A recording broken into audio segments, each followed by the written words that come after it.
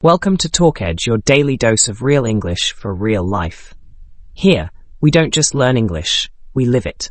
Through natural conversations, practical topics, and everyday situations. So grab your headphones, relax, and let's talk English the TalkEdge way. Hey Anna, I've been seeing your Instagram stories a lot these days, full of English quotes, vocabulary cards, and even short videos of you speaking English.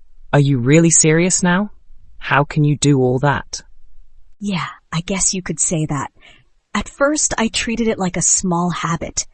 Just like when I started reading books. Back then, I only read for 10 minutes a day, but over time, reading became part of my daily life. Learning English is the same. It became a part of my everyday life, too. I feel like something is missing if I don't study English or read even for one day. Wow, that sounds intense. I've been trying to get back into learning English, too. But I always feel like I don't have enough time. And even when I do study, I get sleepy or distracted by phone notifications and other things. I used to think the same. But time is not the real problem. It's more about energy, mindset, and real commitment. If you stop treating English like a school subject or something you're forced to do, and instead see it as a skill you want to learn, everything changes. You learn better when you do it because you truly want to. Really? I'll try to change the way I think about it. So, what do you do every day to improve your English? You said you started with just 10 minutes? Yes. At first, I listened to podcasts while brushing my teeth or cooking breakfast. Just passive listening. I didn't try to understand everything. I just wanted to get used to the sound of English. I knew it takes time to understand. So you were trying to create a listening environment, right? Sounds interesting, because I thought you had to spend a lot of money on language centers to get that. Exactly. After that, I started watching short videos. I began with a channel called TalkEdge. I really recommend it to you. They post videos almost every day, and the content is great. I don't need to turn on subtitles because they're already there. Later, I stopped reading and just listened. At the end of each video, they even give vocabulary review. That helps me a lot. That sounds simple and useful. I'll check out TalkEdge. Do you take notes when watching? Always, but only keywords. I have a small notebook. I write down useful phrases, phrasal verbs, and interesting sentences. I even use color, yellow for verbs, blue for nouns, and green for adjectives. You color your notebook?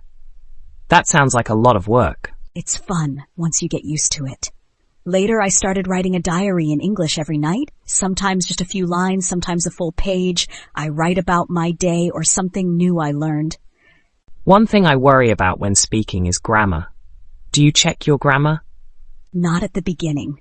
My goal was fluency and confidence. And honestly, when you speak, most people don't care about your grammar. But later, when I wanted to improve more, I started reviewing and fixing my mistakes once a week. What about speaking practice? That's the hardest part for me. Same for me. But like I said, don't worry about grammar. You can start with a method called shadowing. Listen to native speakers and repeat what they say. It feels weird at first, like talking to your phone, but it helps a lot with pronunciation. I've heard about that method before. Shadowing, right? Can you tell me more? It still sounds hard. It feels hard at first, yes, but it trains your ears and mouth at the same time. Later, I started using a voice recording app. Every night, I talk for about 1 minute. Topics like what I did today or my goals for the week. Then I listen to myself. It may sound simple, but it really helps. You'll improve a lot. Sounds doable. So the key is to be consistent and disciplined, right? Exactly. I don't do too much each day, but I never skip a day. Even 5 minutes is okay. Don't let being busy or anything else stop you. But I don't know how to keep my motivation. I usually start strong, but quit after a week. There are 2 things. One, I celebrate small wins, like understanding a sentence in a movie or using a new word in a conversation. That's success too. 2, I track my learning days. I use a calendar and mark each day I study. When I see a long chain, I don't want to break it. That's nice. So what advice do you have for someone like me who's starting from zero? Start small. Very small. Pick one podcast like TalkEdge or a video series. Write and say one sentence each day. Don't aim for perfect. Just be regular. Got it. How about we make this a weekly thing? We meet and talk about what we've learned during the week, and the whole conversation will be in English. I want to try speaking without being laughed at. That's awesome. Having you with me will help me stay on track too. Thanks, Anna. Just talking today feels more helpful than some courses I've taken. I'm glad to help. Remember, learning English isn't about being the best or fixing grammar. It's about being able to speak and make others understand what you mean. Hey, Anna, have you ever felt like those small efforts you talk about don't really help much? Like, you do something every day, but you don't see clear results? Oh yes, definitely. There were some weeks when I felt like all my effort didn't give me anything back. I listened, read, and spoke English, but then someone asked me a question, and I froze. I totally get that. It happened to me too, and it made me feel really discouraged. I thought I was getting better, then suddenly I met a native speaker, and my mind just went blank. That's very normal. You need to listen and speak every day to get used to real conversation. That's why many people give up. They don't see progress and feel sad. But they don't realize that learning a language is like planting a seed. It takes time before the tree grows. That's a great way to put it. So I guess we have to trust the process. But on the days when you feel low, what helps you not give up? Honestly, two things help me. First, I make learning fun. I watch funny English YouTubers, listen to music I like with lyrics, and even follow English cooking videos and try the recipes. Second, I changed the language on my phone and laptop to English. It felt weird at first, but it really helped. Wait, you changed your phone's language. That's bold. What if you press the wrong thing? It's okay. Don't worry too much. One time I turned on airplane mode for 2 hours because I thought it was something else. But thanks to that, I learned words like settings, notifications, and display. Very useful words that are not often in textbooks. So do you think watching dubbed videos is okay? Or should we always watch in English or with subtitles?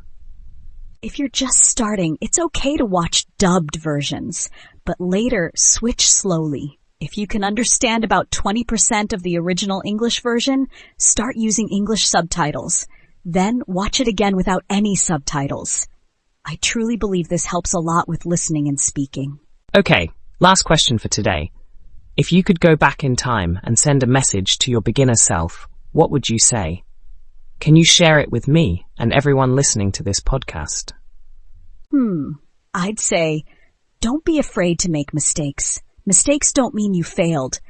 They show you're trying. The more mistakes you make, the more you learn. And don't worry too much about grammar when speaking. When you talk, no one really cares if your grammar is perfect. English is just a way to communicate. If the listener understands your message, then you've succeeded. That's amazing.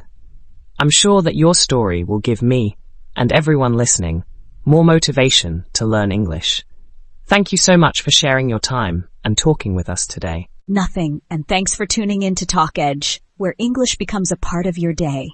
If you enjoyed this episode, don't forget to follow, share, and leave us a review. Your English journey is just getting started, and we'll be right here with you. Until next time, keep listening, keep speaking, and keep pushing your edge. And now let's move on to reviewing what we've learned today, the vocabulary section.